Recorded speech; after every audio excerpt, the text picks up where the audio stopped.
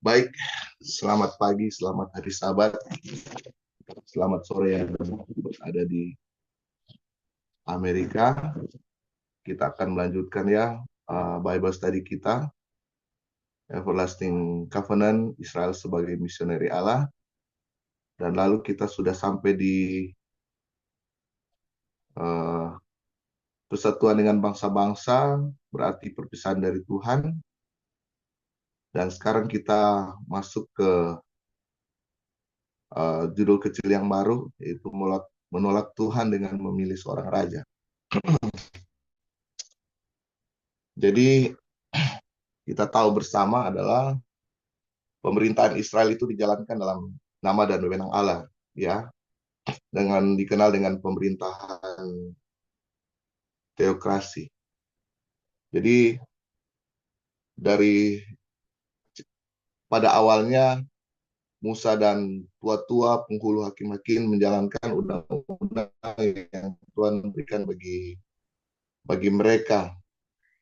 Jadi kalau kita baca di Ulangan 17 ayat 14, Lik boleh baca Alkitab, Lik? Boleh, boleh. Halo? Ya, ya. Ulangan 17 ayat 14.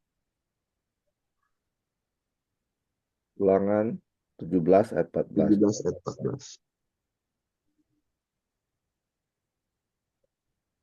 Ulangan 17 ayat 14. Apabila Ya, engkau telah masuk ke negeri yang diberikan kepadamu oleh Tuhan Allahmu dan telah mendudukinya dan diam di sana, kemudian engkau berkata, aku mau mengangkat raja atasku seperti segala bangsa yang di sekelilingku. iya, betul. Itu adalah tulisan Musa, yang dimana Musa sudah menubuatkan bahwa satu saat nanti bangsa Israel akan menghendaki seorang raja. Kenapa mereka menghendaki seorang raja? Coba Lali baca di 1 Samuel 8 ayat 20.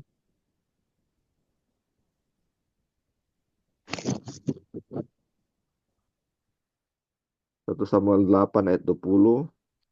Maka kami pun akan Ya, sama seperti segala bangsa-bangsa lain. Raja kami akan menghakimi kami dan memimpin kami dalam perang.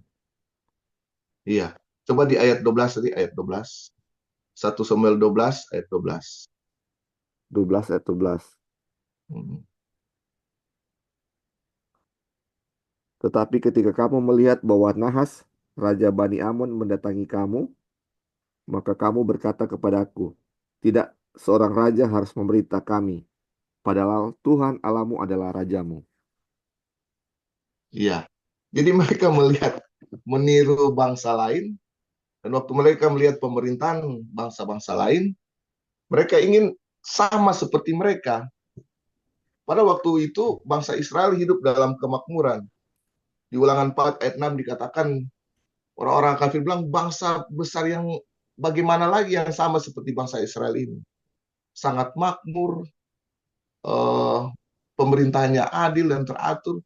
Dan Tuhan mau bangsa Israel menjadi contoh di antara bangsa-bangsa yang lain melalui pemerintahan Tuhan. Tapi mereka berkeras hati untuk mengangkat seorang raja karena kita tahu seorang raja kafir itu memerintah dengan kesombongan, keangkuhan, dan lain-lain ya. Banyak yang Ellen tuliskan di sini tentang bagaimana kalau mereka mengangkat seorang raja ya. Kita boleh baca di sejarah para nabi dan raja di halaman 241. Saat waktu Israel tinggal di Kanaan, mereka mengakui prinsip teokrasi dan masa itu makmur di bawah pemerintahan Yosua. Tetapi bentuk dan pergaulan mereka dengan bangsa-bangsa lain telah mengakibatkan satu perubahan. Jadi waktu mereka semakin bertambah dan bergaul dengan bangsa-bangsa lain, mereka berubah. Bangsa itu telah meniru banyak dari antara adat kebiasaan bangsa kafir tetangga mereka. Dan mereka telah mengubah mereka yang suci dan berbeda itu. Jadi mereka berbeda suci.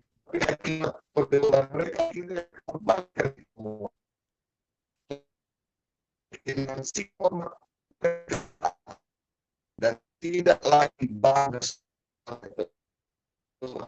mereka di alam, tetapi bertunjuk kemengajaran mereka merasa jemu dan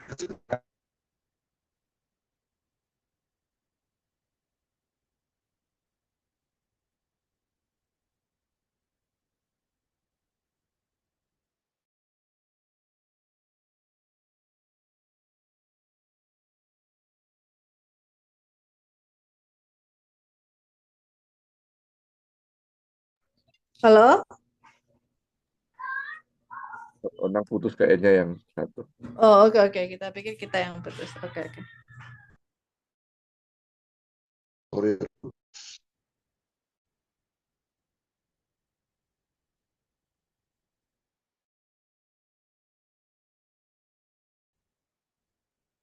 dengan suara saya. Ya, bisa. Jadi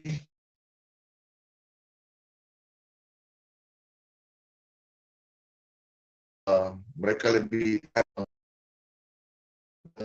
keturunan antara suku-suku bangsa itu. Perpecahan di dalam mereka telah membuat mereka lemah. Mereka terus terbuka pada penyerangan musuh mereka yang kafir itu, dan bangsa itu mempercayai bahwa untuk mempertahankan kedudukan mereka di antara bangsa-bangsa, suku-suku bangsa itu harus dipecah di bawah.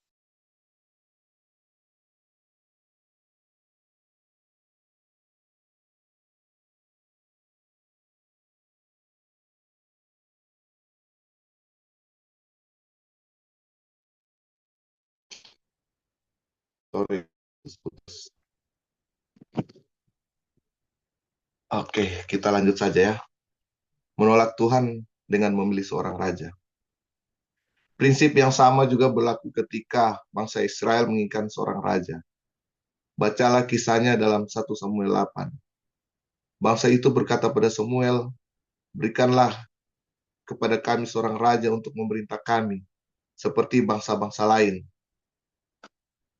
Perkataan itu mengesalkan Samuel, dan tentu saja melukai perasaannya. Tetapi bangsa itu tetap bersikeras dengan berkata, berikanlah kepada kami seorang raja untuk memerintah kami. Ya, tentu waktu saat itu Samuel yang menjadi pusat pemerintahan, di mana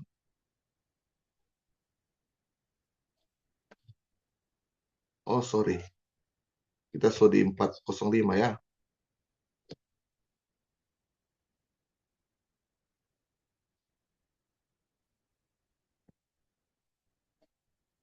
Mohon maaf ya, saudara-saudara.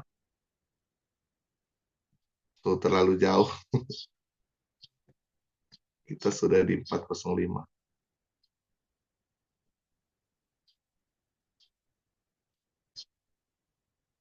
Jadi itu anggaplah review tadi ya. Di mana Samuel sangat sedih, di mana bangsa Israel menuntut seorang raja.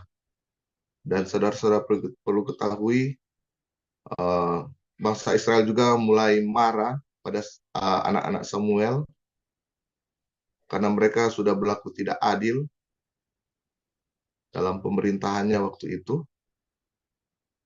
Sehingga dengan alasan itulah juga mereka ingin mengangkat seorang raja di Israel.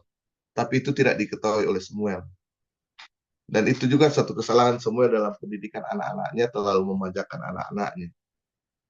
Sehingga dengan perlakuan anak-anak Samuel pada saat itu memicu bangsa Israel untuk mengangkat seorang raja. Dan waktu bangsa Israel ingin seorang raja, Samuel sakit hati. Tapi Tuhan katakan, Samuel, bukan engkaulah yang mereka tolak, tapi akulah yang mereka tolak. Oke, baik, kita sudah di topik kecil ini, sebuah teokrasi tidak menggunakan kekuasaan. Kita baca ya, sama-sama. Hal ini terbukti dari pernyataan Kristus, kerajaanku bukanlah dari dunia ini. Seperti di doa Kristus ya, datanglah kerajaanmu, jadilah kehendakmu. Sebab semua yang ada di dalam dunia, yaitu keinginan daging dan keinginan mata, serta keangkuhan hidup, tidak berasal dari Bapa, Oleh karena itu, ketika gereja yang mengaku Kristen menjalankan kekuasaan duniawi, tindakan itu menunjukkan penolakan terhadap Allah, apapun pengakuannya. Jadi kerajaan Kristus ini tidak ada di dunia ini. Karena di doa Bapa kami, Bapa datanglah kerajaanmu, jadilah kehendakmu. Kerajaan Kristus ada di surga dan kita adalah anak-anak raja ya. Kita diakui sebagai anak-anak raja. Jadi sebuah teokrasi ini tidak menggunakan kekuasaan. Artinya tidak menggunakan kekuasaan manusia. Sama seperti yang kita bahas lalu tentang Adam. Walaupun dia diberi kekuasaan di dunia ini, walaupun Adam diberi kekuasaan di dunia ini, tapi Adam hanyalah sebagai manusia biasa yang berpijak pada debu tanah. Kristuslah yang berdaulat di atas segala-galanya. Dan setelah kejatuhan Adam, setan ingin menguasai dunia ini ya. Oke, dalam judul kecil ini ada yang mau kasih tambahan, dipersilakan sebelum kita masuk ke judul kecil yang lain. Ini hanya paragraf yang pendek saja. Jadi halo Nang. Ya, silakan. Ya, jadi dari judul kecil ini kita sudah pelajari ya bahwa ini dibilang tindakan itu menunjukkan penolakan terhadap Allah apapun pengakuannya. Ketika orang Kristen eh, apa namanya mengambil apa yang contoh-contoh di luar ya, sama seperti ketika mereka bangsa Israel apa namanya memilih jadi ada raja, jadi Iya, mereka mau pilih raja supaya sama seperti bangsa-bangsa kan. Waktu lalu kita iya, sudah pelajari bahwa bangsa-bangsa itu terjemahannya itu adalah bangsa kafir, bukan bangsa-bangsa yang setia kepada Tuhan, tetapi ketika di Alkitab ditulis bangsa-bangsa itu artinya bangsa kafir. Dan ketika mereka mau ada raja, mereka bilang kami mau sama seperti bangsa-bangsa kafir yang ada raja. Dan bukan hanya mereka meniru bangsa Israel bukan hanya meniru bangsa kafir untuk ada raja, tetapi mereka meniru juga dalam penyembahan berhala. Jadi kita lihat ya, bangsa Israel terjebak di situ bukan cuman ketika mereka ada raja mereka setia kepada Tuhan, tetapi bagaimanapun ketika rajanya jahat, mereka juga jadi jahat. Ketika rajanya memerintah sesuai dengan firman Tuhan, mereka sesuai ya. Tapi kalau kita lihat sejarah Israel, ketika rajanya murtad, semua bangsa Israel jadi murtad, hanya satu dua orang yang bertahan. Nah, ini iya, kita melihat kalau sama seperti gereja juga kalau kita meniru apa namanya hal-hal yang duniawi atau gereja-gereja Kristen lain yang sudah tercemar, sebenarnya kita menolak Allah juga ya. Apapun kita mengaku sebagai umat Tuhan, tetapi ketika kita menjalankan seperti bangsa Israel dulu mau pilih ada raja, sama ya seperti itu. Kita menolak Tuhan secara tidak langsung ya. Walaupun kita mengaku sebagai umat pilihan Tuhan. Ya, mungkin itu aja. iya, terima kasih, Li. Jadi sebenarnya tujuan Tuhan untuk umatnya adalah menjadi berkat dimanapun mereka berada. Apapun yang mereka perbuat, nama Tuhan yang akan dipuji dan dimuliakan. Tapi keinginan mereka untuk menjadi sama seperti dunia ini sangat besar sekali. Bahkan Samuel pernah mengamarkan, kalau kalian mengangkat raja, anak-anak muda kalian akan dipakai untuk di pemerintahan, di lain-lain. Anak-anak perempuan kalian akan dipakai di kerajaan untuk membuat roti dan lain-lain. Pajak akan dinaikkan untuk pelaksanaan kerajaan. Dan tentu itu berbeda dengan pemerintahan Tuhan yang sebelumnya. Jadi mereka lebih makmur, semua kehidupan teratur, tapi mereka tidak mau dengan kehidupan seperti itu. Kedua, kehidupan yang Tuhan ingin jalankan dalam dunia. Mereka ingin sama seperti bangsa kafir, mengangkat seorang raja, pajak harus dinaikkan lagi, tidak salah 1/10 harus diberikan pada raja. Tapi itulah yang mereka inginkan. Dan akhirnya mereka bukan menjadi terang, malah mereka sama seperti dunia. Mereka sama seperti pemerintahan dunia. Nah, ini judul yang kecil, umat yang terpisah. Tapi sebelumnya masih ada lagi yang mau tambahkan. Ini kita Bible study ya. Jadi kalau ada yang mau tambahkan, ada pertanyaan, silakan agar kita bisa belajar sama-sama. Persilakan.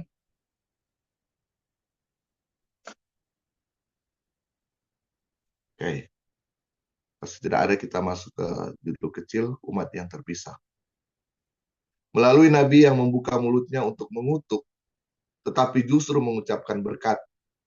Allah berfirman tentang umatnya, Israel, satu bangsa yang diam tersendiri dan tidak mau dihitung di antara bangsa-bangsa kafir.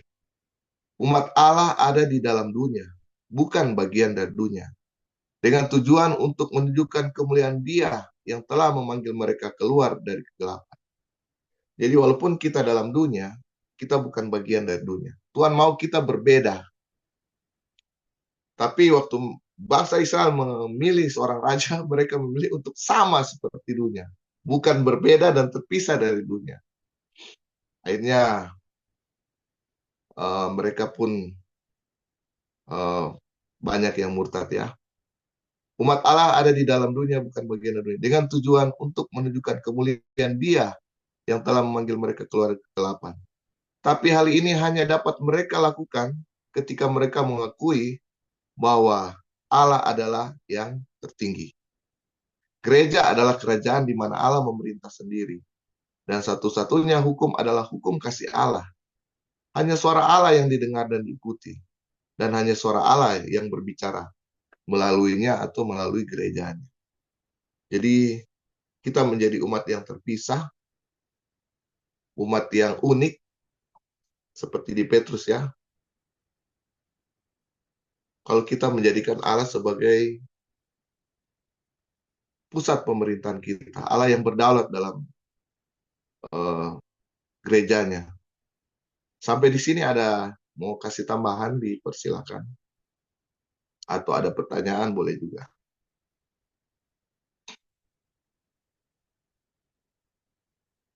Belum ada? Kita lanjut ya. Namun biarlah hal ini diulangi lagi, karena ini adalah hal yang tidak boleh kita lupakan. Bahwa meskipun umat Allah yang sejati, yaitu bangsa Israel, terpisah dari dunia, mereka tidak bersikap acuh tak acuh dan tidak eksklusif. Jadi walaupun kita adalah umat Allah, tapi kita tidak boleh bersikap sebagai bangsa yang eksklusif, atau tidak boleh bersikap acuh tak acuh, tidak peduli dengan orang lain. Orang Israel seharusnya tidak bersekutu dengan orang Gibeon, tapi mereka boleh saja menerima mereka menjadi bagian dari jumlah mereka. Orang Gibeon mungkin telah menjadi orang Israel dengan cara yang sama seperti Yakub sendiri, yaitu dengan iman. Ketika umat Allah bersekutu dengan dunia, maka hanya ada satu standar, yaitu standar duniawi. Tetapi ketika mereka tetap terpisah, maka mereka memegang sebuah standar yang menunjukkan tempat pelindungan bagi penduduk bumi yang lelah dan tertindas. Ya, kalau kita mengikuti standar duniawi, begitu melelahkan dan kita akan tertindas. Kenapa kita tertindas? Karena kita mengikuti standar duniawi yang sangat luar biasa. Tapi sebenarnya kalau mengikuti standar Allah itu standar yang sangat sederhana saja. Orang kalau bersekutu dengan Allah, hidupnya akan sederhana. Akan ada beban yang berat dalam soal mungkin pakaian, makanan, dan lain-lain. Tapi kalau kita ikut standar dunia, sangat melelahkan, dan kita akan ditindas. Oke, sampai sini ada tambahan mungkin dari Brother Ebing, Lali, umat terpisah, atau saudara-saudara yang lain? Ya, silakan. Jadi ini kan kita dibilang bahwa kita harus menjadi umat yang terpisah. Jadi kadang-kadang kita jadi salah mengerti umat terpisah itu apa. Jadi sudah menyendiri, tidak mau bergaul lagi dengan orang lain. Jadi akan jadi salah penafsiran kan. Makanya dibilang terpisah ini bukan berarti tak acuh tak acuh dengan yang lain ya. Sudah nggak peduli dengan yang lain. Terpisah itu artinya tidak mengikuti apa yang menjadi kebiasaan Dunia. seperti bangsa-bangsa kafir ya. Mereka eh, apa artinya kehidupan duniawi yang sering kita lihat ya. Tetapi ketika ada yang membutuhkan pertolongan, ada yang eh, kita bisa bergaul ya dengan orang-orang lain. Kita justru harus menolong mereka menjadi terang. Jadi menjadi misionaris ini artinya menjadi penolong juga untuk mereka. Bukan menyendiri dan tidak mau bergaul sama sekali dengan mereka. Bukan seperti itu konteks umat yang terpisah.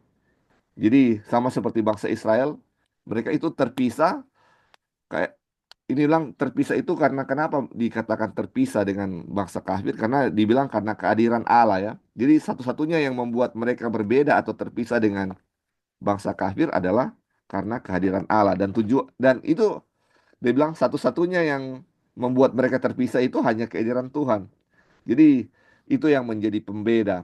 Jadi membedakan itu kita itu beda kehidupannya dengan orang-orang kafir, bukan tidak bergaul sama sekali ya, justru harus bergaul dan menjangkau mereka. Hanya jangan mengikuti cara-cara hidup yang salah dari mereka. Justru mereka yang harus mengikuti kita ya, sama seperti bangsa Gibeon waktu lalu mereka mau menjadi bagian dari bangsa Israel, walaupun mereka menipu, ada berbohong kepada Yosua, tetapi mereka menjadi sama dengan bangsa Israel. Bukan bangsa Israel yang menjadi sama dengan orang kafir, tapi harus orang kafir yang menjadi sama seperti bangsa Israel dan mereka dihitung sebagai umat Allah. Itu yang harus menjadi tujuan ya. Orang lain yang harus menjadi sama seperti kita, bukan kita yang ikut dengan orang lain. Iya, Mungkin itu betul. aja. Terima kasih, Li. Jadi kita adalah garam dunia ya. Mungkin ada lagi yang mau tambahkan? Silakan.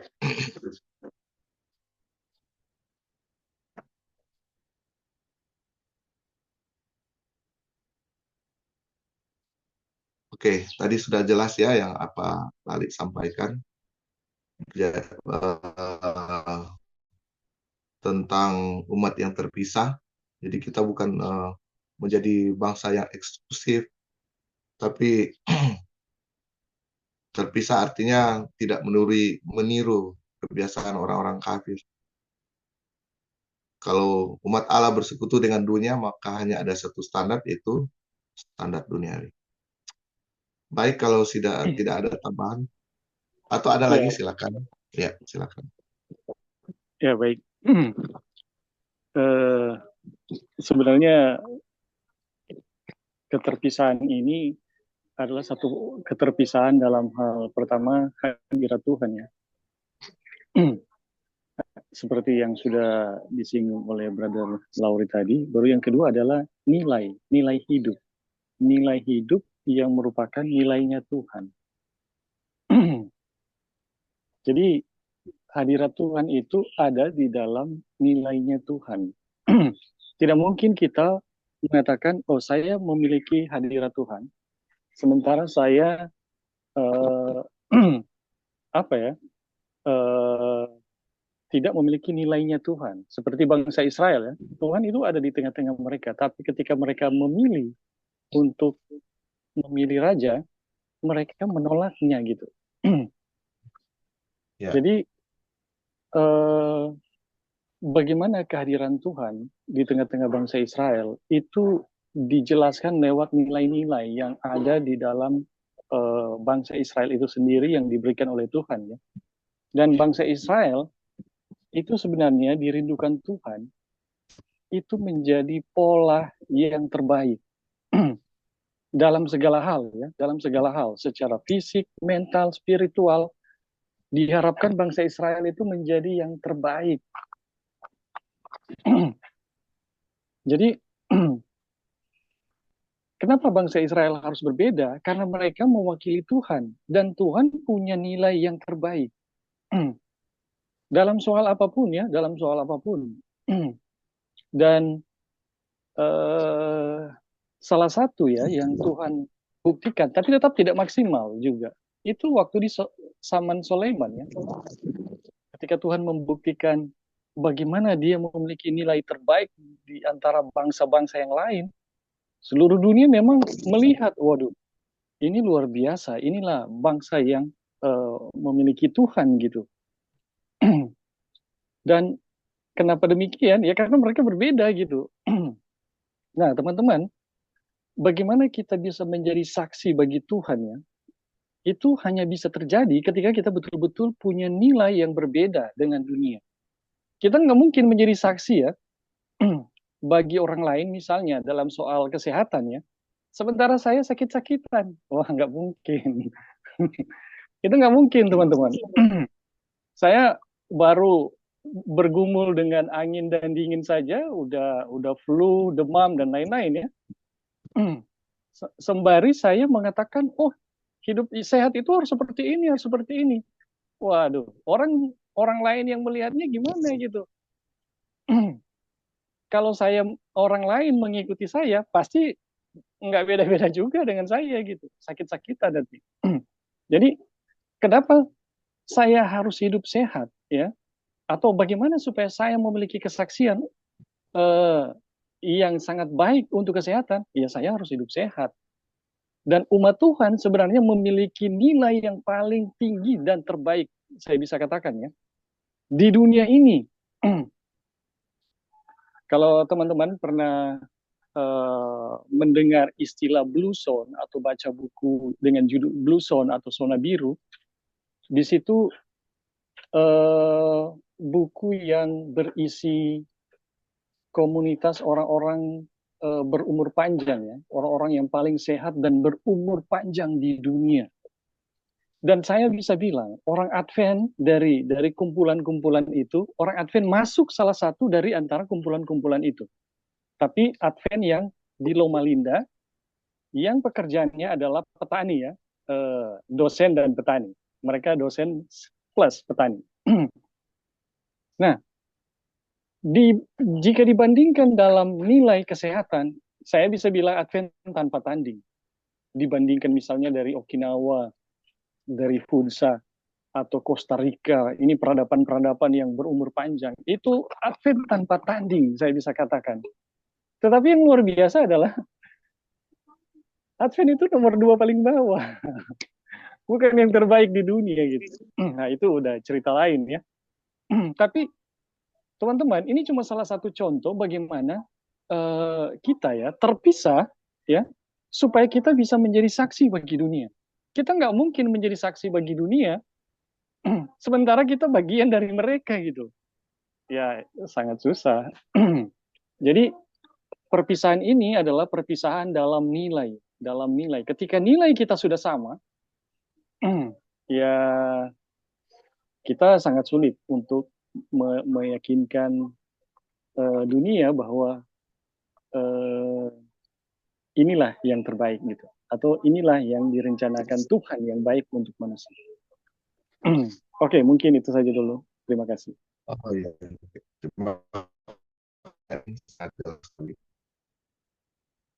Oke, Li,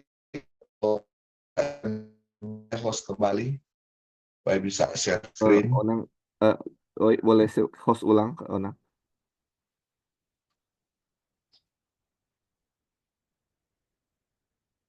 Bentar.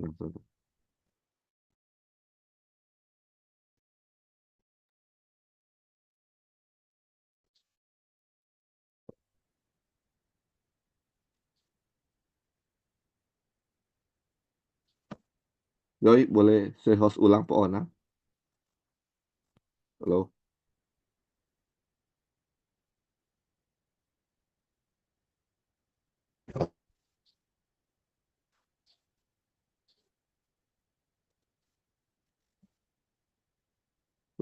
Bentar ya, nah, kita bikin. Bentar.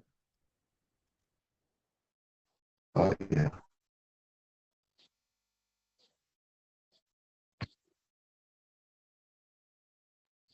Mungkin Joy lagi apa? Tutup sahabat. Sebelum Ya, silakan nih, silakan. Sebelum lanjut, jadi menyambung yang tadi ya teman-teman. Jadi umat Tuhan hanya bisa menjadi saksi kalau mereka itu terpisah ya, menjadi dalam soal nilai ya, bukan terpisah dalam arti kehidupan sosial ya teman-teman. Ini nggak mungkin. Iya. Jadi ketika mereka menjadi terpisah, ya mereka punya kesaksian. Dan yang saya mau katakan sebenarnya rencana Tuhan adalah umat Tuhan itu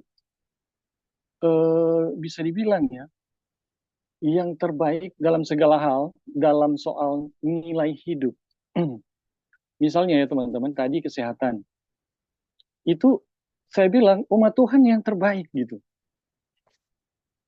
Dan Iya. sebenarnya secara pendidikan pun sama. Ketika dunia ya sedang bergumul tentang bagaimana sih merumuskan satu sistem pendidikan yang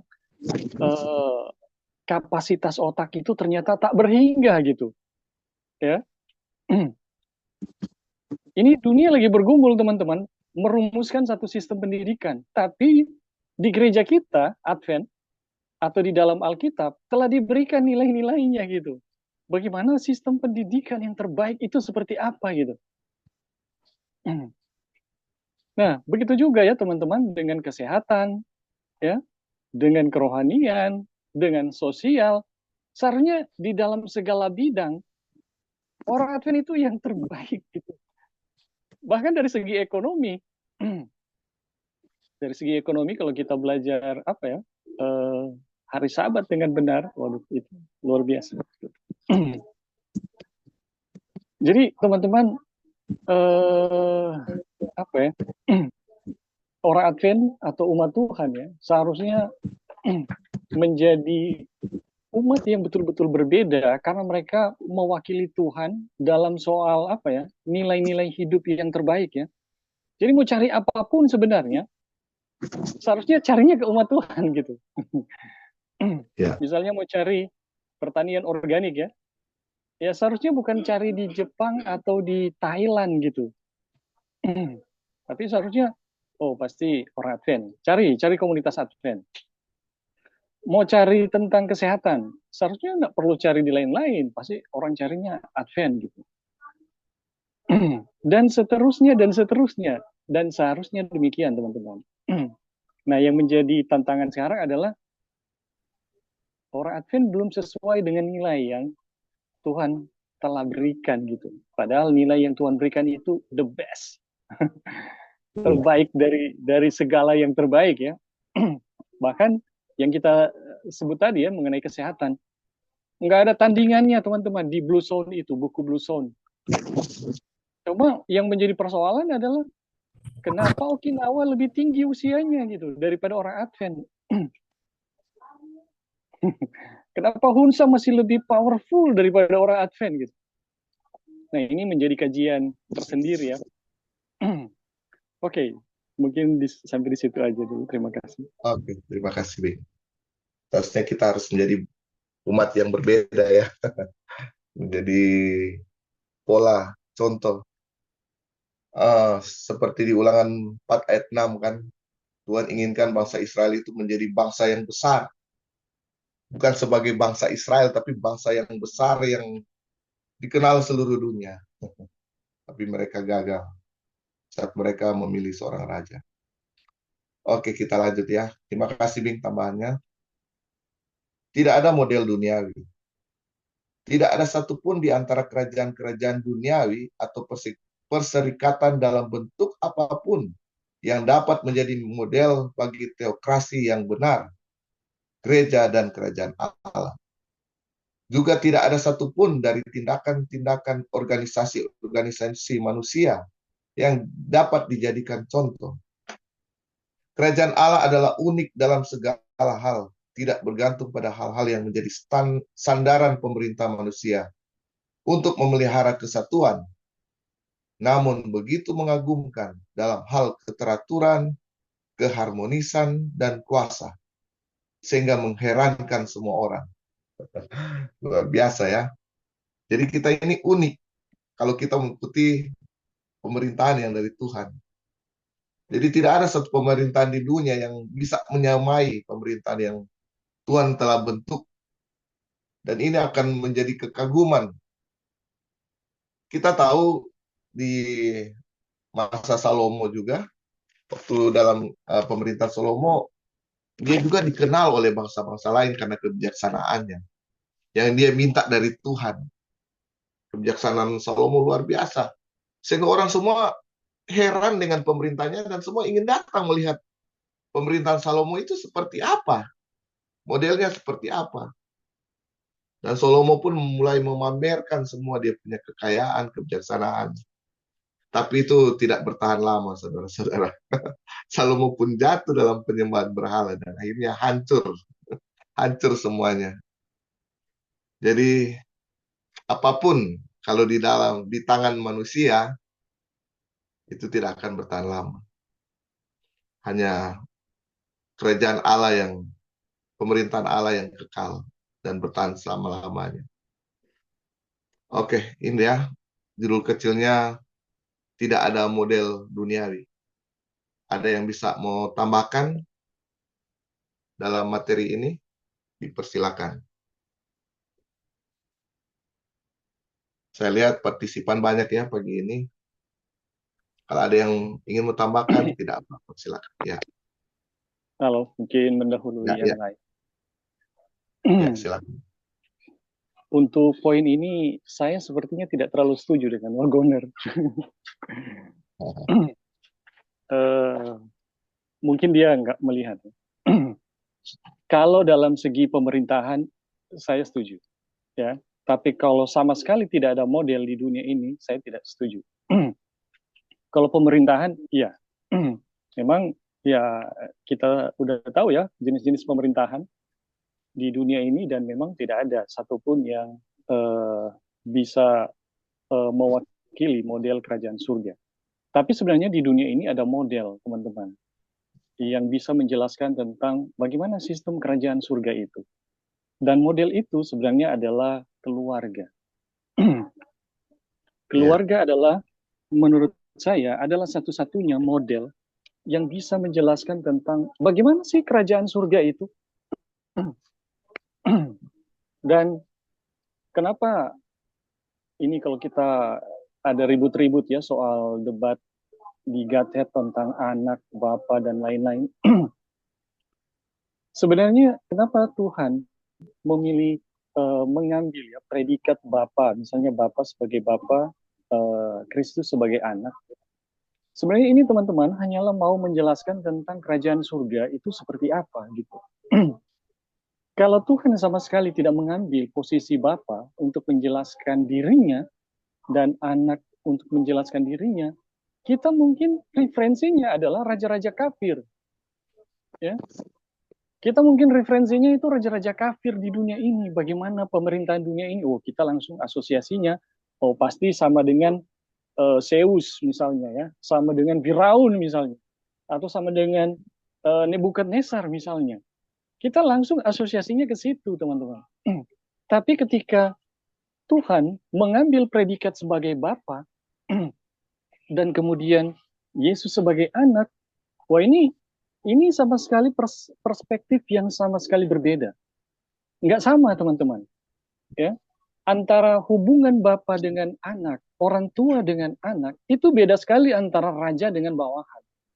Ya, seperti yang beberapa waktu yang lalu ya, di dalam kerajaan itu ada hierarkis, ada struktur, ya, ada struktur, ada hierarkis. Tetapi di dalam keluarga juga ada struktur, ada hierarkis.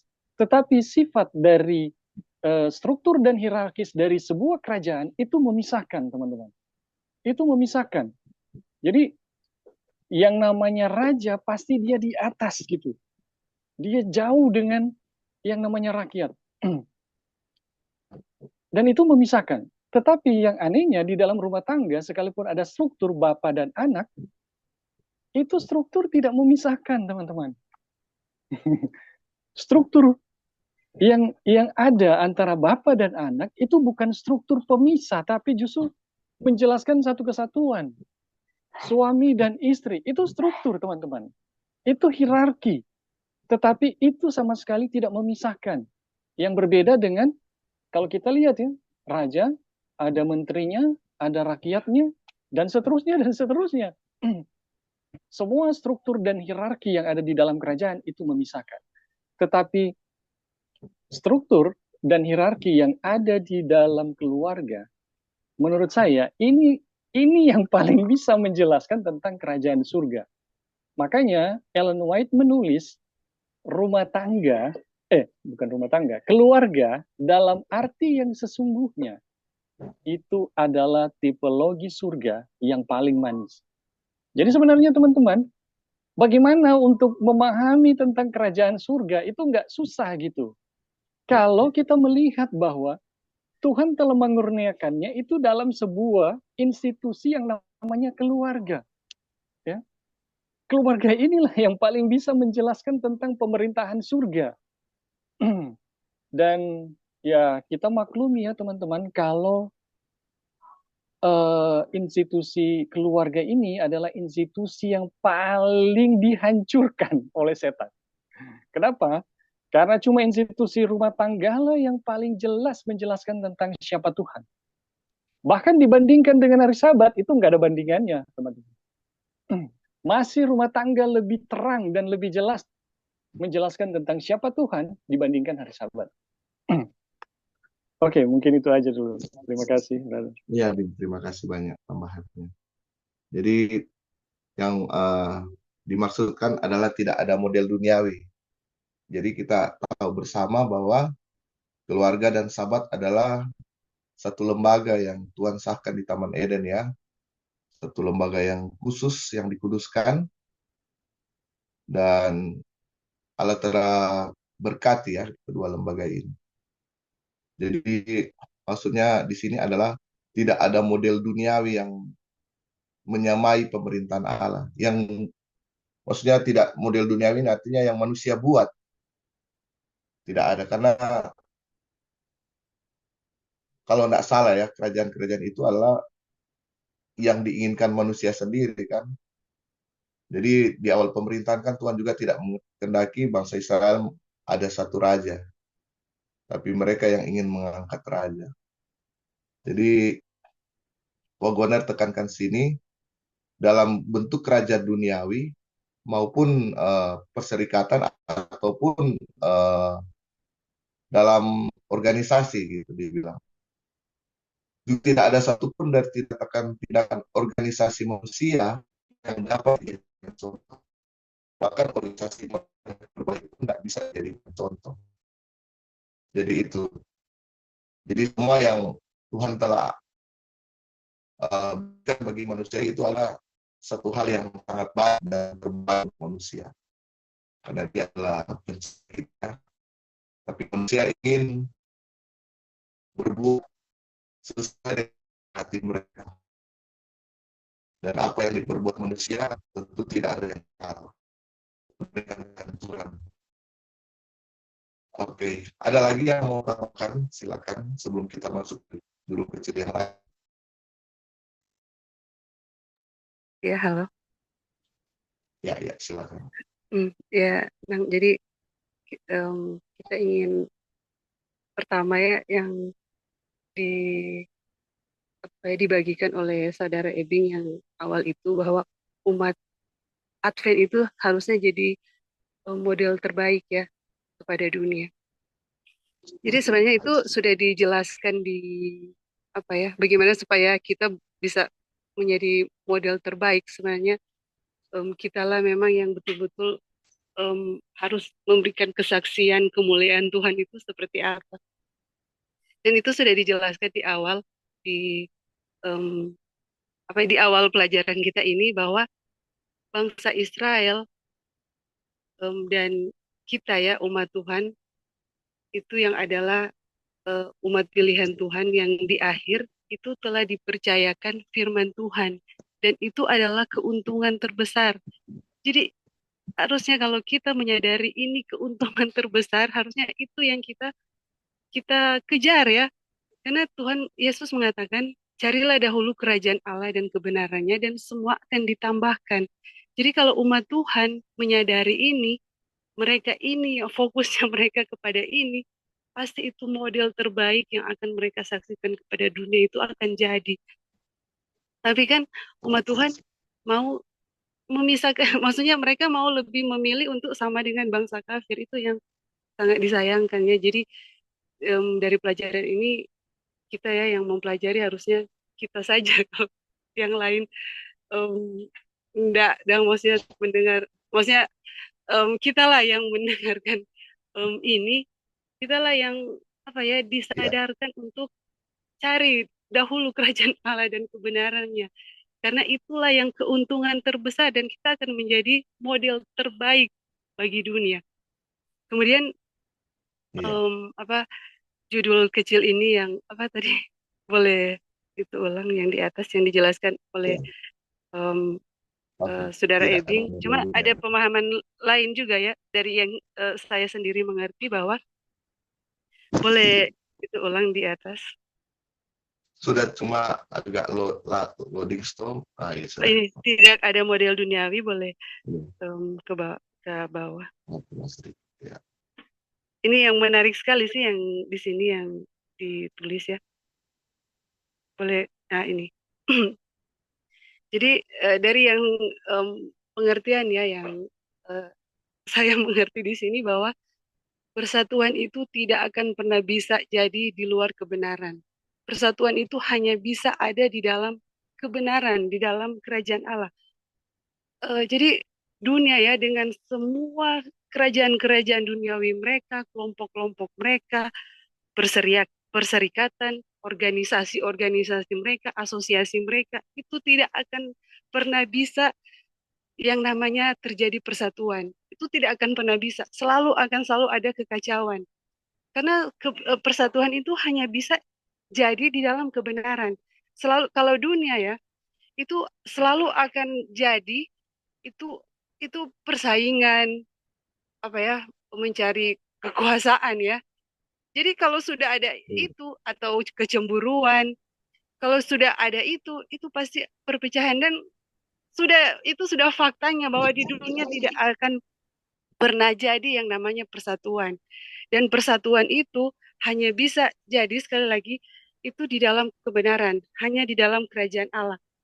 Ya, dan dibilang bahwa Ya. itu akan begitu kesatuan itu begitu mengagumkan keteraturannya, keharmonisan dan kuasanya, dan itu akan mengherankan semua orang, mencengangkan ya semua orang.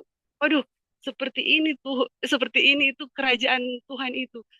Dan teman-teman, saudara-saudara semua, itu di organisasi kita itu kan organisasi kita itu adalah organisasi yang dipilih Tuhan. Jadi organisasi kita itu masih masih dijaga oleh roh nubuat ya. Tuhan masih memelihara organisasi kita walaupun kelihatan mau rubuh, tapi gereja kita tidak akan rubuh karena Tuhan masih menjaganya. Dan di depan Ya. Tuhan memberi janji kepada kita bahwa organisasi kita itu akan menang.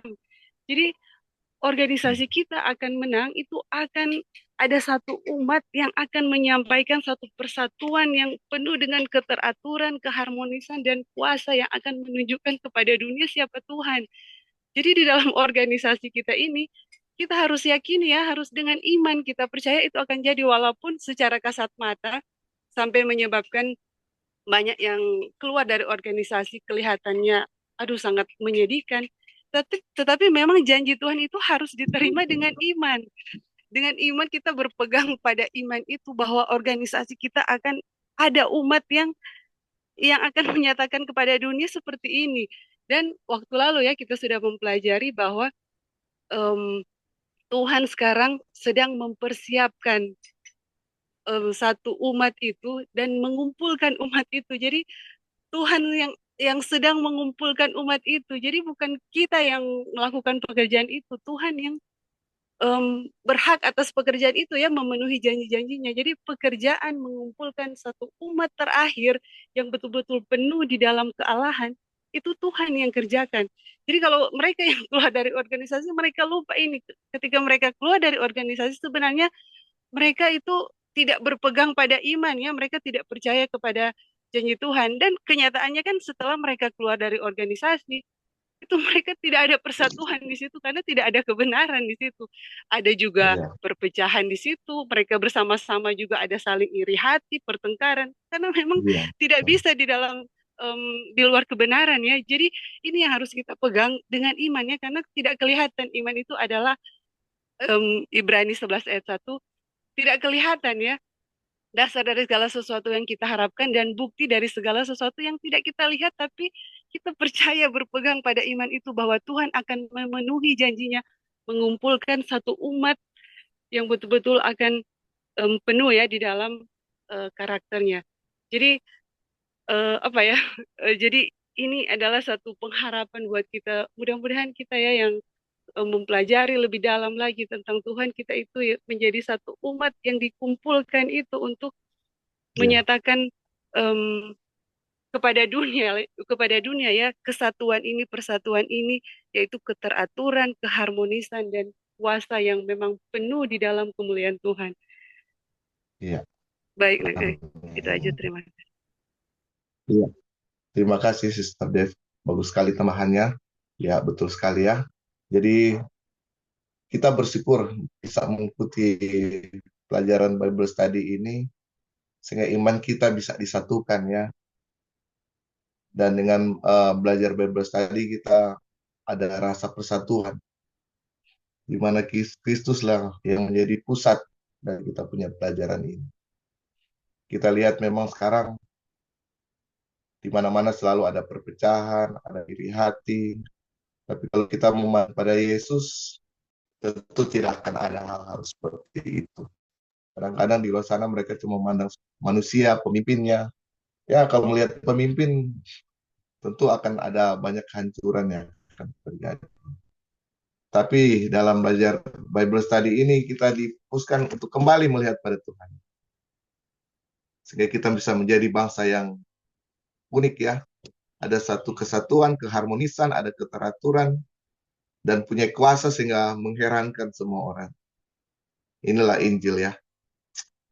Baik, kita akan masuk di materi yang baru, yang materi kecil, ketertarikan gereja terhadap dunia.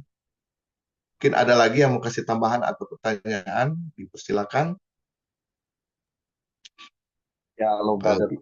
Ya, silakan, Brother Dolphin.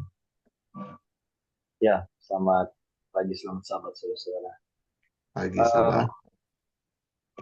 Saya tertarik untuk memberikan statement tentang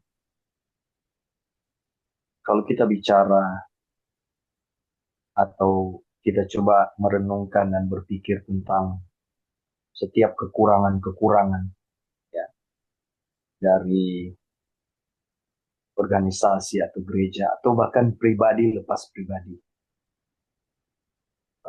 akan ditemukan banyak kesalahan-kesalahan ya, atau akan ditemukan banyak hal-hal yang tidak pantas ya, dan bahkan belum bisa menjadi keladanan bahkan kita yang sekalipun membawakan firman Tuhan. Ya.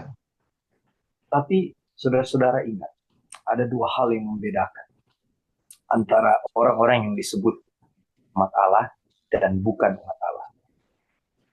Orang-orang yang disebut umat Allah adalah orang-orang yang menyerahkan seluruh pergumulan kehidupannya, seluruh kelemahan-kelemahannya, ya, seluruh kekurangan-kekurangannya sebagai manusia kepada Tuhan.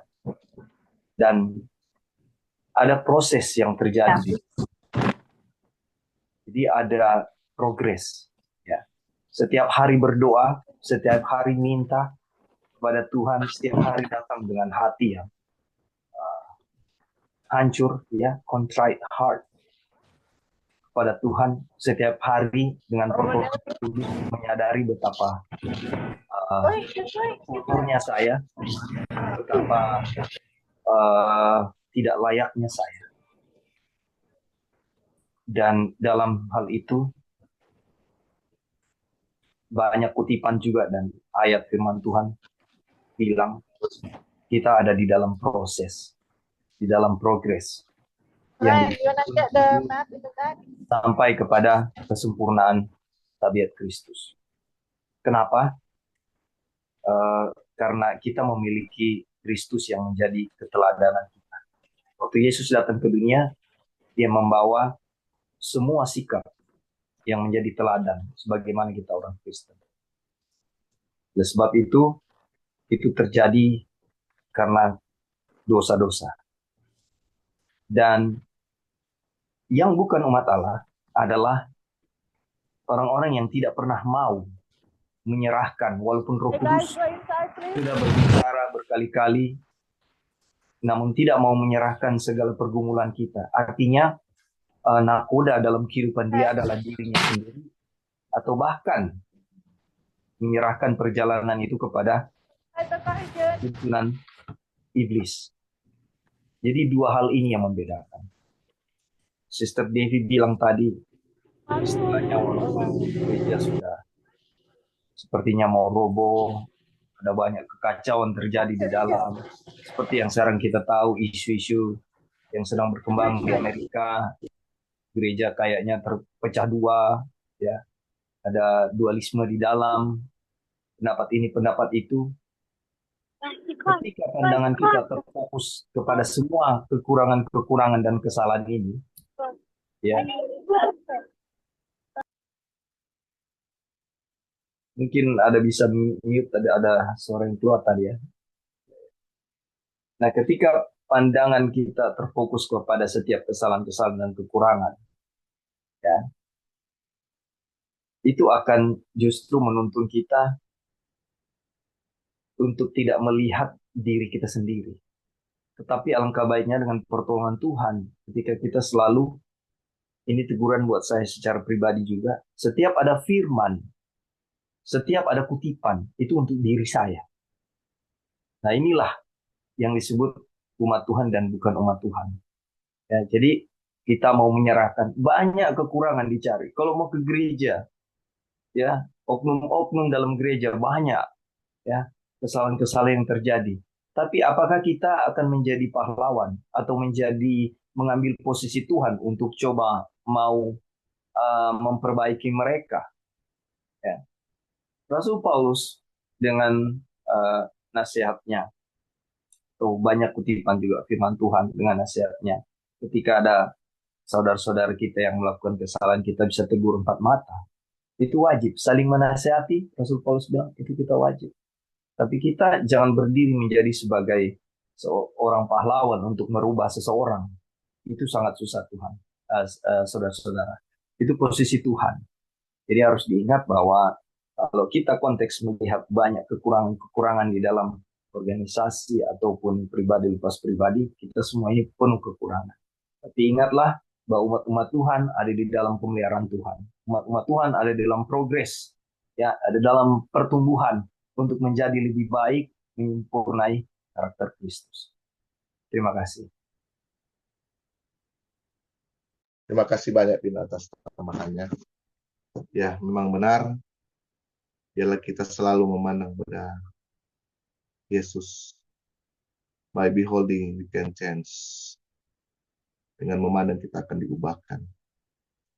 Oke, kita akan masuk ke judul yang kecil ya.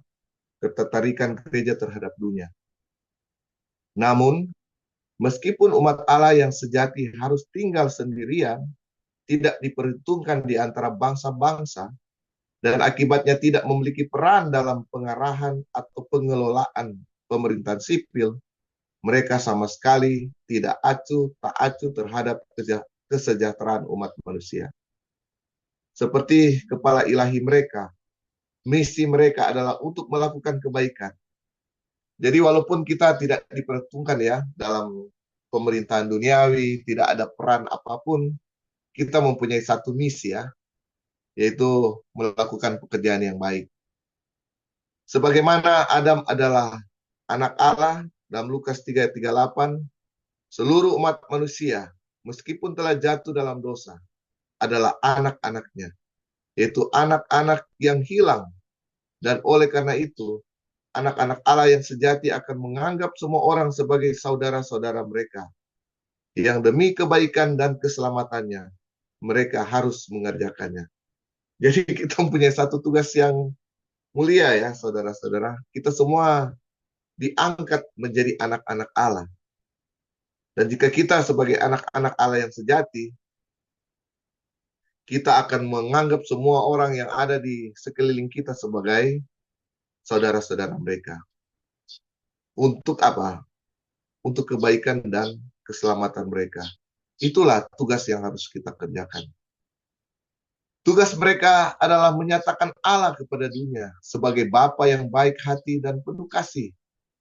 Dan hal ini hanya dapat mereka lakukan dengan membiarkan kasihnya bersinar dalam kehidupan mereka. Jadi bagus ya, tadi Opin sudah tambahkan bahwa kita mempunyai tugas. Kalau kita cuma melihat pemimpin, melihat kesalahan orang lain, tugas itu tidak akan terlaksana. Tugas kita hanya menyatakan pada dunia bahwa Allah itu baik, penuh kasih, sesuai dengan pelajaran sekolah sahabat kita ya. Dan membiarkan kasih Allah bersinar dalam orang punya kehidupan. Kita menjadi terang dunia, menjadi garam dunia. Kita menjadi orang yang berarti. Jangan kita menjadi orang yang hampa. Tidak ada artinya dalam kehidupan sehari-hari. Jadi inilah yang dimaksud Tuhan bagi kita dalam gerejanya. Gereja yang artinya dipanggil keluar. Keluar dari kegelapan menuju pada terangnya yang ajaib. Dan tentu dengan memiliki terang, kita mempunyai satu misi, yaitu memberikan kebaikan Tuhan bagi orang-orang lain. Oke, kalau ada tambahan silakan. Pelajaran kita sudah mau berakhir ya, tinggal beberapa paragraf lagi. Oke, ada yang mau tambahkan? Ya, halo. Ya, silakan. Ya, jadi di sini dijelaskan ya, dijelaskan ya kepada kita bahwa umat Allah yang sejati atau anak-anak Allah yang sejati ya, itu mereka itu tidak di sini tidak dibilang tidak diperhitungkan ya, karena umat Allah yang sejati ini kan hanya di dalam jumlah sedikit ya. Mereka tidak diperhitungkan di antara bangsa-bangsa, mereka tidak diperhitungkan di dalam pemerintahan. Tetapi mereka itu tidak acuh tak acuh terhadap kesejahteraan umat manusia. Nah, di sini dijelaskan ya, mereka itu, jadi umat Allah yang sejati ini adalah satu jemaat ya, di mana jemaat ini adalah tubuh Kristus dan kepalanya itu adalah Kristus sendiri. Jadi kepala ilahi mereka yaitu Kristus, kepala dari umat Allah yang sejati ini, mereka memiliki visi yang sama dengan Kristus, yaitu melakukan kebaikan. Nah, ini melakukan kebaikan ini kita bisa lihat, bisa pelajari di dalam Matius 25 ayat 31 sampai 42. Di situ ada penghakiman terakhir pada waktu Tuhan memisahkan domba dan kambing. Jadi di sini kita bisa melihat ya, mereka yang melakukan misi yang sama dengan kepala ilahi mereka, yaitu Kristus, melakukan kebaikan, itu bukan mereka ya, bukan dari diri mereka, bukan usaha-usaha mereka, tetapi Kristus yang melakukannya di dalam mereka oleh Roh. Jadi dengan mempercayai kepala ilahi mereka, itu Roh itu akan melakukan tuntutan-tuntutan hukum di dalam diri mereka sehingga mereka melakukan kebaikan. Dan apa yang terjadi itu kita bisa lihat di dalam, kita bisa pelajari ya di dalam Matius 31 itu, pada waktu Tuhan berkata begini ya, kita bacakan ya di Matius 21 sedikit saja. Jadi orang-orang ini Tuhan mengatakan, ketika aku telanjang kamu memberi, dari sini ya, dari 35.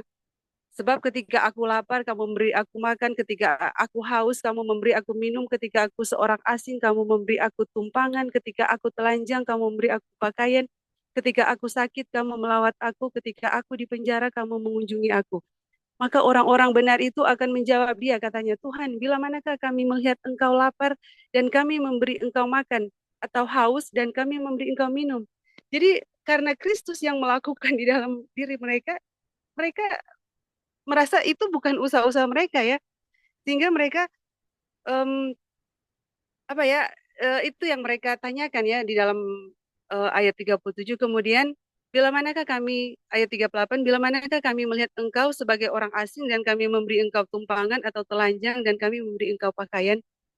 Kemudian ayat 40, dan raja itu akan menjawab mereka, aku berkata kepadamu, sesungguhnya segala sesuatu yang kamu lakukan untuk salah seorang dari saudaraku yang paling hina ini, kamu telah melakukannya untuk aku. Aduh, jadi ini ya, sama ya.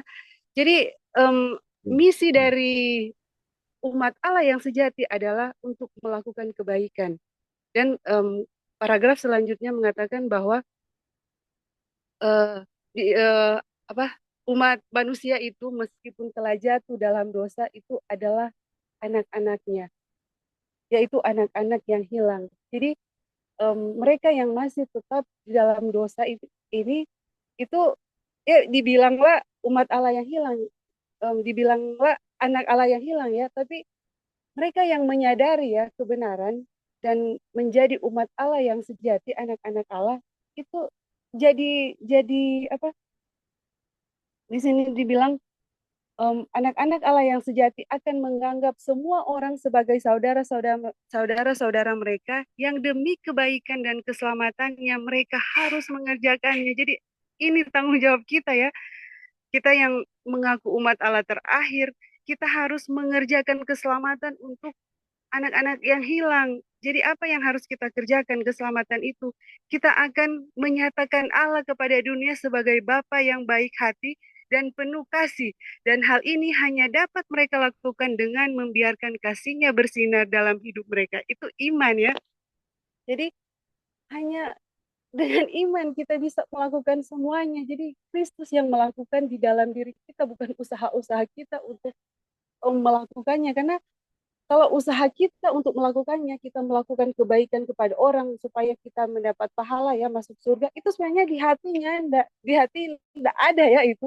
Sebenarnya hati kita itu masih tetap sebenarnya tidak mau melakukan yang baik, tapi karena disuruh supaya dapat kerajaan surga, makanya saya berusaha untuk melakukan kebaikan. Itu akan jadi seperti di golongan kambing.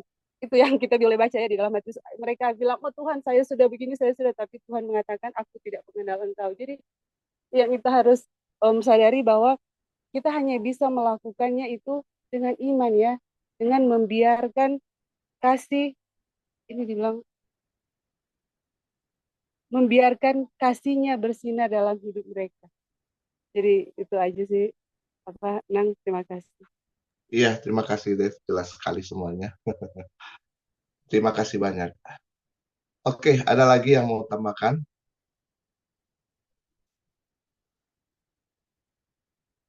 Oke. Oke, tidak ada, kita lanjut ya.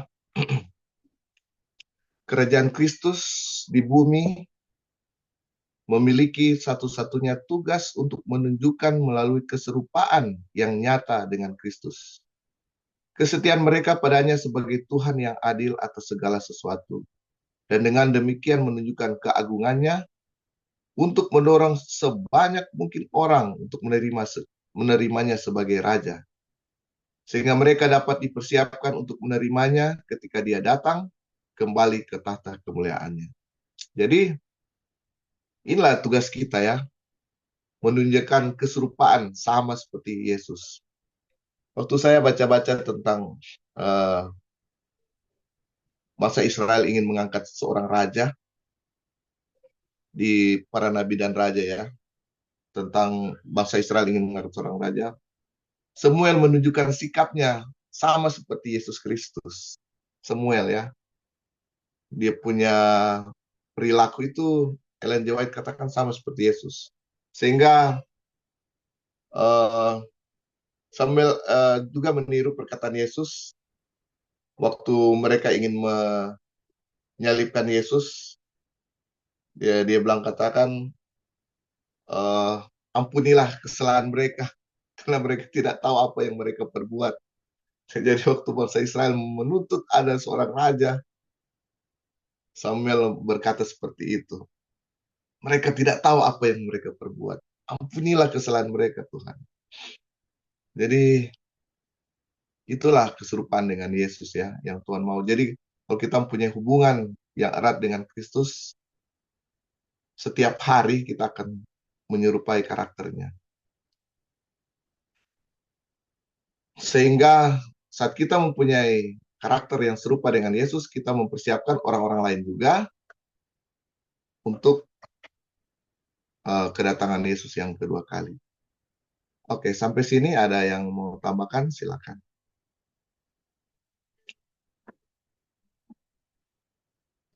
Oke, kalau tidak ada kita lanjut ya. Kristus Sang Raja datang ke dalam dunia tidak memiliki tujuan lain selain untuk memberikan kesaksian tentang kebenaran. Yohanes 18 ayat 37. Sehingga para pengikutnya yang setia tidak memiliki tujuan lain dalam hidup mereka.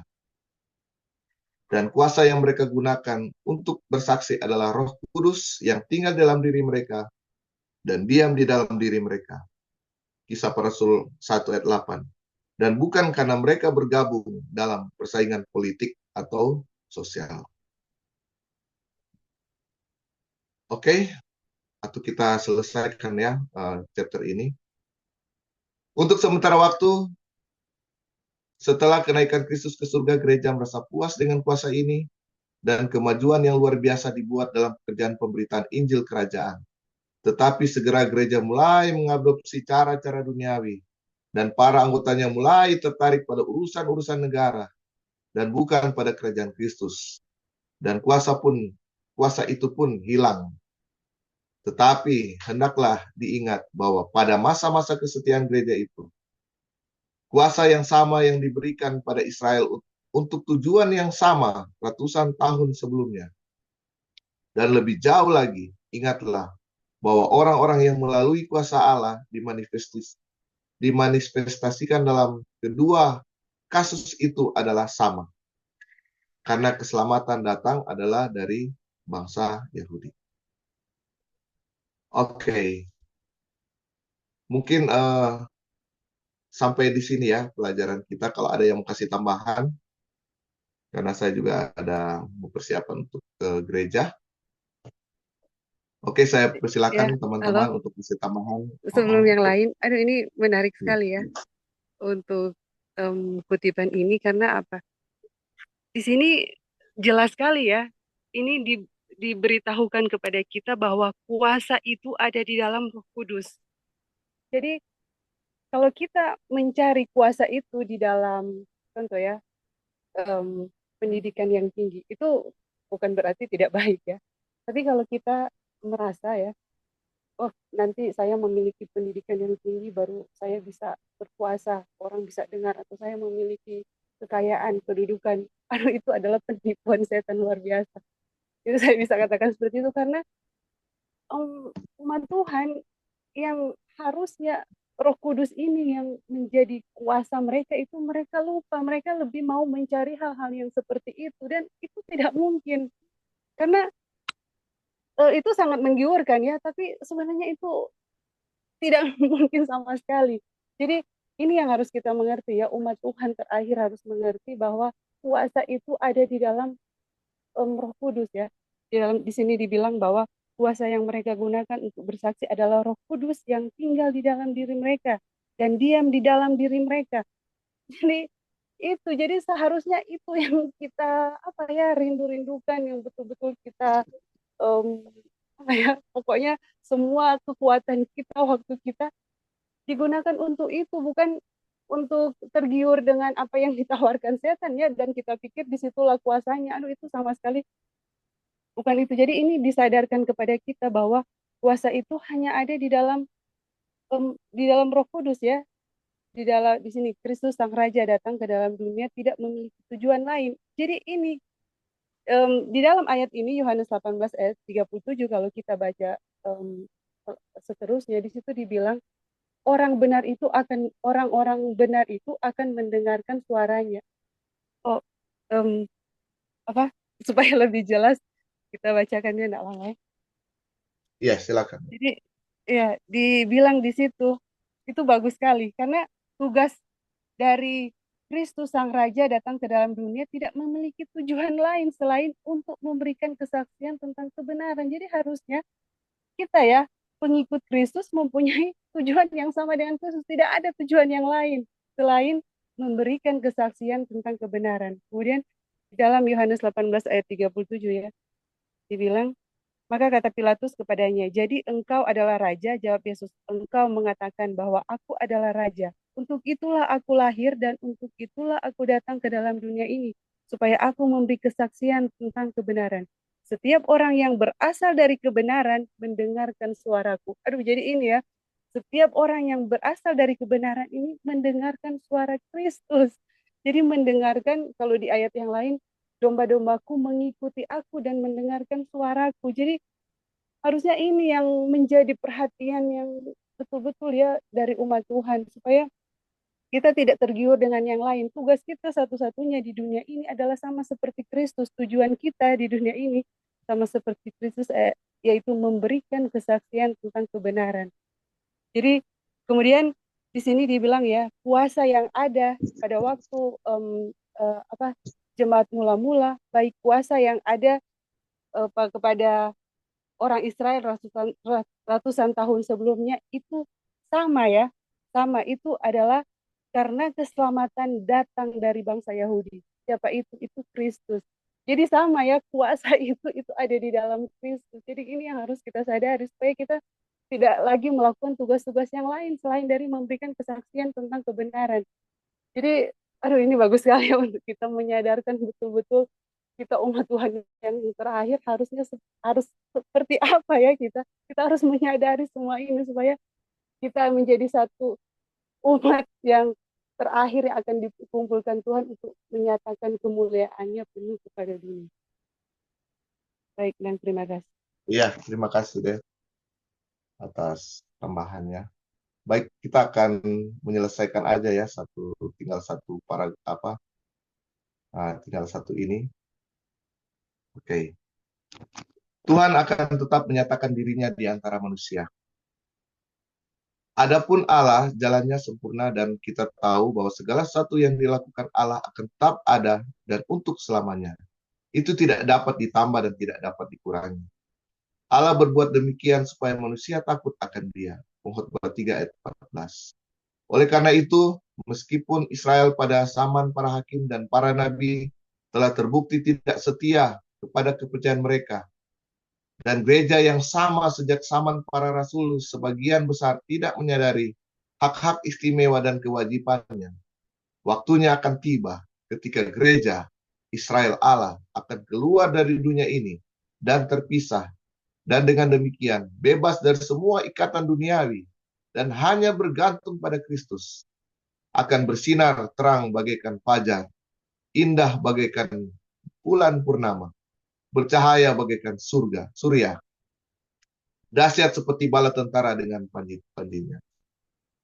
Oke, kita akan bersinar bagaikan fajar, indah bagaikan bulan purnama, apabila kita hanya bergantung pada Kristus. Dan tadi Sis Devi sudah tekankan, dengan tinggalnya Roh Kudus dalam kehidupan kita akan diubahkan, kita akan mengenal kebenaran, kita akan mengeluarkan buah-buah roh, kita akan menjadi seperti Kristus. Jadi pelajaran ini sangat luar biasa ya. Jadi Tuhan tetap menyatakan dirinya di antara manusia. Walaupun kita tahu, kita belajar dari bangsa Israel, banyak kekurangan-kekurangan yang terjadi, banyak kejatuhan, keruntuhan. Kita melihat di mana-mana juga hal-hal seperti itu. Tetapi kita tidak perlu takut dan kecewa ya. Bahwa gereja yang sama sejak zaman para rasul sebagian besar tidak menyadari ada hak istimewa dan kewajibannya. Akan ada waktunya akan tiba gereja Allah, yaitu Israel Allah, kita semua yang percaya, akan keluar dari dunia ini dan terpisah. Dan kita akan bebas dari ikatan duniawi dan hanya bergantung pada Kristus. Jadi kalau kita bergantung sepenuhnya pada Kristus, kita akan bersinar bagaikan fajar yang indah ya. Indah bagaikan bulan purnama. Dahsyat seperti bala tentara dengan panji-panjinya. Luar biasa ya. Oke, materi kita sudah berakhir ya di chapter yang ke-34 ini. Ada yang mau kasih tambahan untuk yang terakhir? Ya, halo. Sekaligus kesimpulan, Ebing mungkin, Lali, atau seperti itu. Ya, silakan. Bing. Baik. Mungkin mendahului teman-teman yang lain. Jadi teman-teman, sekali lagi ini poinnya diulang-ulang ya, dalam judul kita saat ini, Israel dipanggil sebagai misionaris. Jadi tujuan Tuhan adalah supaya Israel itu menjadi saksi bagi dunia. Nah, untuk menjadi saksi bagi dunia, Israel itu harus berbeda ya dengan dunia.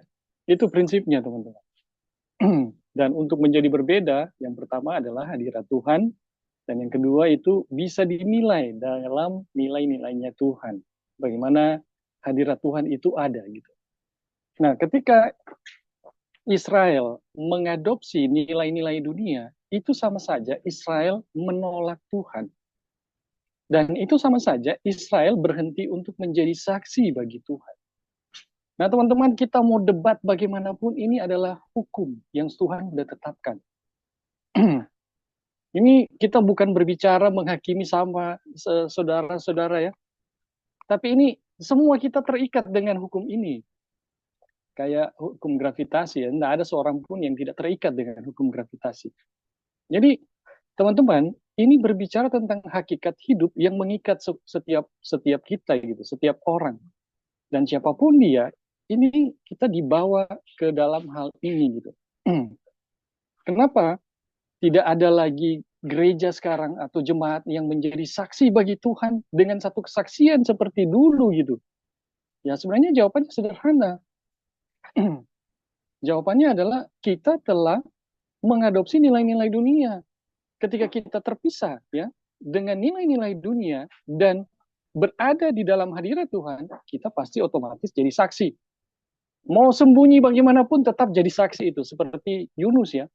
Mau lari bagaimanapun tetap dia jadi saksi. Itu ya udah hukum Tuhan begitu, teman-teman. Nah, yang menjadi persoalan adalah ini panggilan Wagoner yang terakhir nih. Dan kalau kita baca bacaan yang Brother Ono baca terakhir, ini kayaknya Wagoner ini menulis dengan nada sesak nih, dengan bahasa yang sesak. Apakah benar-benar demikian? Sebenarnya ada ya teman-teman. Cuma sayangnya teman-teman, kalau kita mau mengikuti nubuatan, nubuatan itu akan muncul di tengah-tengah peperangan dan bencana, ya. Dan itu dalam keadaan-keadaan yang paling menciutkan dan menggetarkan. Itu kalau kita baca nubuatan. Jadi kata-kata Wagoner ini, kalaupun akan terjadi, berdasarkan apa yang dikatakan oleh Ellen White, itu terjadi di situ. Ya, itu akan terjadi di situ. Nah, teman-teman, itu bahasa Ellen White terpaksa Tuhan buat.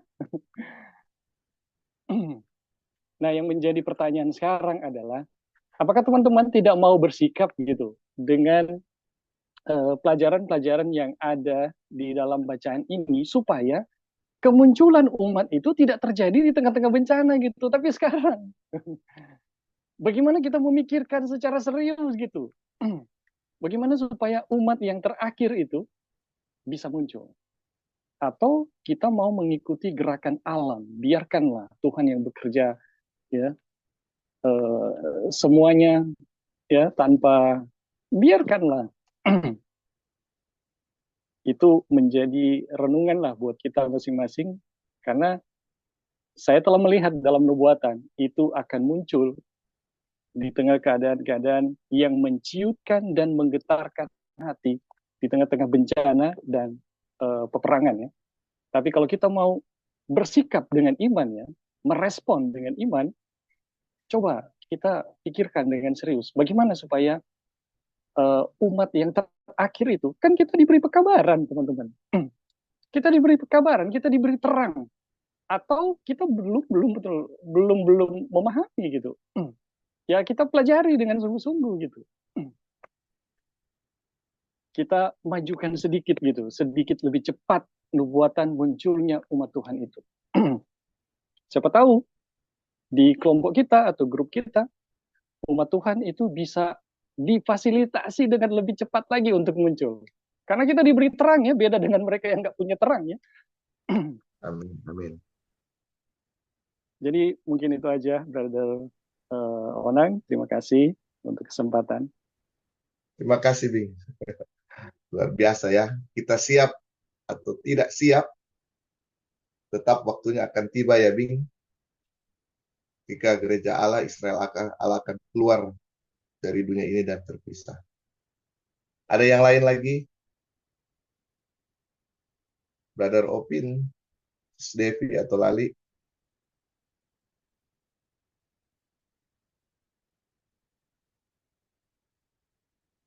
Oke. Kalau sudah tidak ada, kita akan tutup ya saudara-saudara Bible study kita. Ingat ada tugas di gereja juga. Jadi persiapan untuk gereja. Oke. Brother Ebing boleh tutup dalam doa, Bing? Oke. Baik. Terima kasih untuk kesempatan. Mari teman